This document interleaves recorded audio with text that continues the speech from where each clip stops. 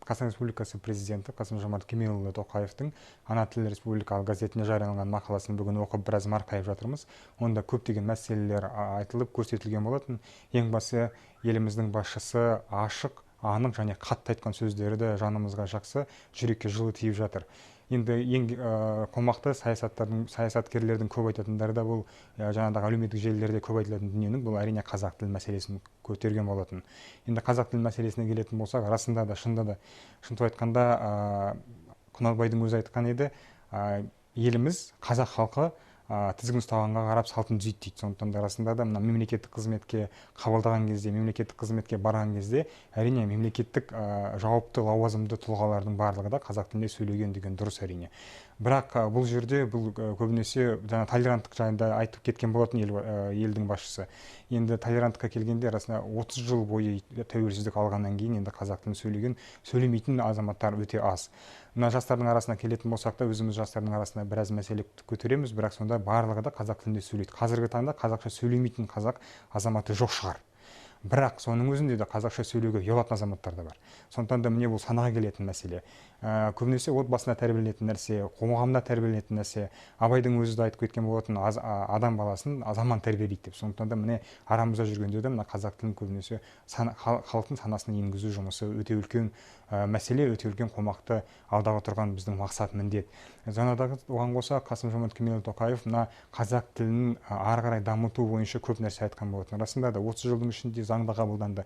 Қазір қазақ тілінде көп құжаттар жүргізіліп жатыр. Қазақ тілінде көптеген бағдарламалар бар. Әлеуметтік желіге кірсең де қазір жақсыға қарай енді өзіміздің әлеуметтік желілерде қазақша сөйлейтін блогерлер де көп. Шынында да расында да жастарға да жақсы, бізге де жақсы, өйткені барлығымызда көбінесе қазір ақпараттың көбін әлеуметтік желілердеміз, ал әлеуметтік желіде қазір қазақиланып жатыр. Сондықтан да бұл да жақсы.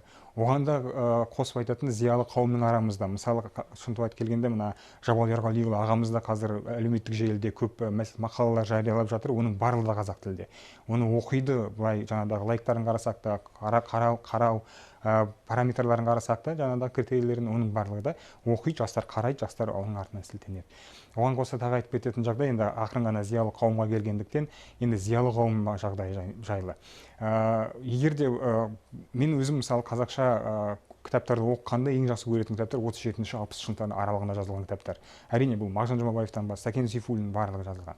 Оны жеңіл жазылған, қазақ өзіміздің салтымызға жақын жазылған. Оны оқығанда өз қанымен оқисың.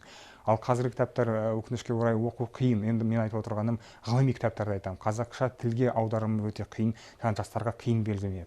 Сондықтан да міне бұл жерді қарастыру керек. Сондықтан да мына жастарға келгенде көбінесе оқитын кітап емес, әлеуметтік желілерде көп оқиды. Сондықтан да зиялы қауым мына барлық мақалалар, барлық мына ойшылдардың философиялық тұрғыда көзқарастары барлық әлеуметтік желіде жарияланса деген сөз.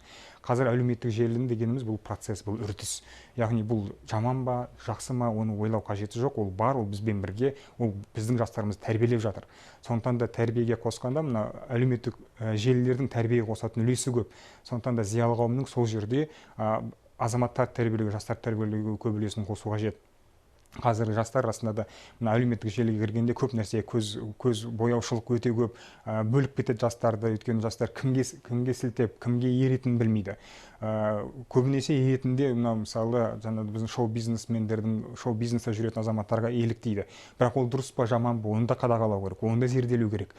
Ал еретін азаматтар бұрын мысалы біз оқығанда 90-шы жылдардағы әлеуметтік желі, интернет болмаған жағдайда кімге елейтінбіз? Сәкен Сейфуллиннің кітаптарындағы барлық кейіпкерлерін жақсы көретінбіз. Мағжан Жұмабаевтың Баян Батыр деген баянға қандай күш жігеріне салып біз оқитынбыз, оған да еліктейтінбіз, ондай боламыз деп жаңада алдымызда арман болатын. Ал қазір өкінішке орай жастардың арасында міне осындай арман етіп, еліктеп, жаңадағы осындай кейіпкер болам, осындай азамат болам, осыған ұқсас азамат болам деген өте аз.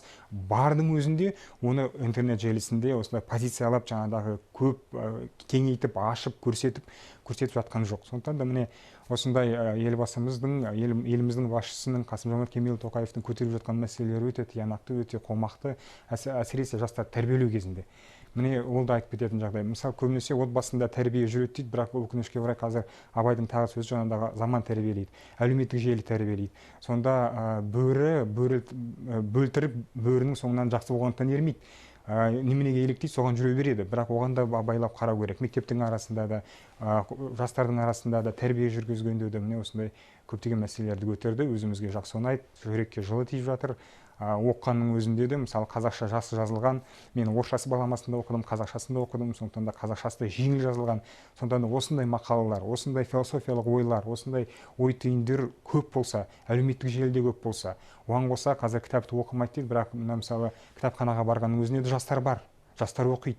Егер де меломан деген кітап сатылым бөлімдерін қарасаңыздар да жастар жүреді, жастар оқиды. Бірақ егер де жастан келіп, мысалы, Мағжан Жұмабаевтың қай шығармасын оқыдың, немесе Насим Талеб, Дейл Карнегінің қай кітабын оқыдым десең, әрине көбінесе көп популяцияға түскен Насим Талебтікін оқиды. Ал Мағжан Жұмабаевтың ол кем емес, оның да тәрбиелік мәні өте зор. Әрбір шығармасын алып оқысаң, ол өзімізге біріншіден жақын, екіншіден жастарды тәрбиелеуге өте жақын. Өйткені салтымыз бар, санамыз бар, сондықтан да міне осындай популяция жасау керек, яғни кеңейту керек, көп жастарға көрсету керек, жастарға көп еліктеу үшін жастар көп кейіпкерлерді ашып көрсету керек.